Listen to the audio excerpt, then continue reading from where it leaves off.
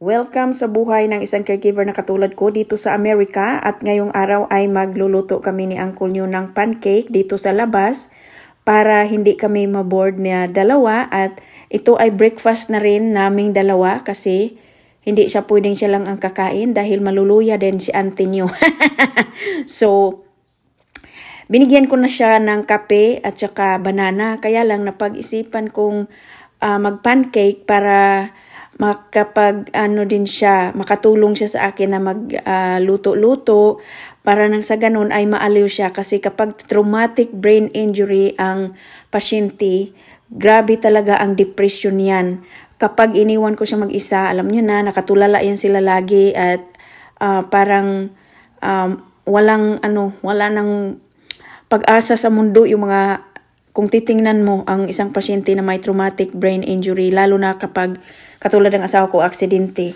So, sa mga simple na paraan na magluluto kaming dalawa, kaya bumili ako ng griddle kasi very easy sa kanya at may mga times na siya yung bibigyan ko ng chance na mag-flip ng kanyang pancake or pag nagluluto kami ng mga teriyaki chicken, ganyan. Magluluto din yan siya kasi gusto ko ma-feel niya na hindi siya pabigat at hindi siya useless na tao. Okay? So, importante yan sa pagiging isang caregiver, no, na alalahanin natin yung mga kalagayan ng inaalagaan natin at kung pwede pa silang gumalaw with supervision, bigyan natin sila ng pagkakataon para hindi sila ma-depressed. Depressed. Ay, iwan ko kung anong pronunciation dyan. But ganun lang. So, kaya minsan, araw-araw, iba-iba yung mga activity namin. Kailangan ko mag-isip ng mga activities na mag-enjoy kaming dalawa kasi bilang isang caregiver, hindi madali na ma-stuck ka sa bahay. Although nakakaalis kami, na isasakay ko siya sa sasakyan minsan, pero nakakapagod din. So, pag nasa bahay lang kami, gusto kong gumawa ng mga simple activities na pwede siyang kasali.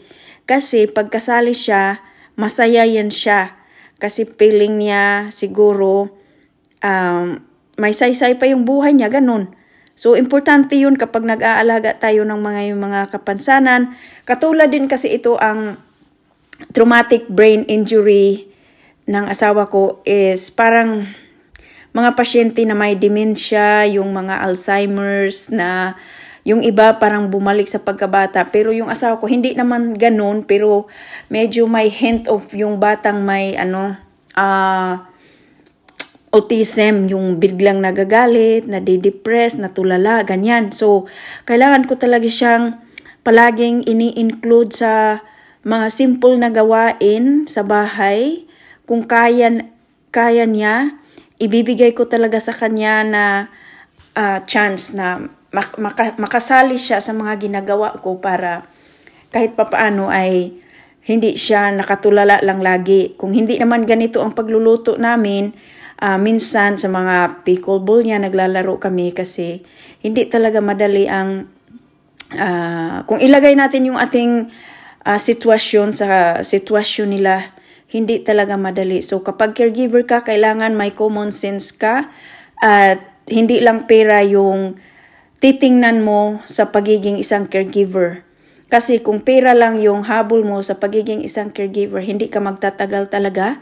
Kasi lalo na kapag katulad ng asawa ko, nagiging aggressive yan siya kapag sundowning time, around 1 o'clock in the afternoon. Sinasabi ko sa mga vlog ko sa ibang social media na nag-iiba yung demeanor niya, nag-iiba yung ugali niya kapag napagod na. Halimbawa, mga 2 o'clock in the afternoon, kailangan ko na yan siyang ibalik sa bed. Kasi, pag hindi, mahihirapan na ako kasi magagalit na yan. Kunting, halimbawa na nagalaw ko yung kanyang wheelchair, ganyan, aburido na yung ulo niya. So, ganyan silang mga traumatic brain injury na may aggression. Bihira lang sa mga traumatic brain injury na hindi nag-develop ng aggression. Siguro depende rin yun sa severity ng pagka disgrasya or pagka pagkabagok ng ulo ng tao.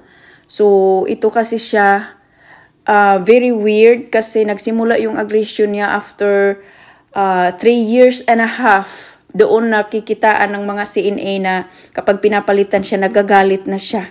So hanggang ngayon, ganun. Kaya may routine siya araw-araw at saka as much as possible ay ibabalik ko siya sa kanyang bed after 2 to 3 hours from his wheelchair. So yun lang guys. Salamat sa panonood. God bless everyone. Bye-bye.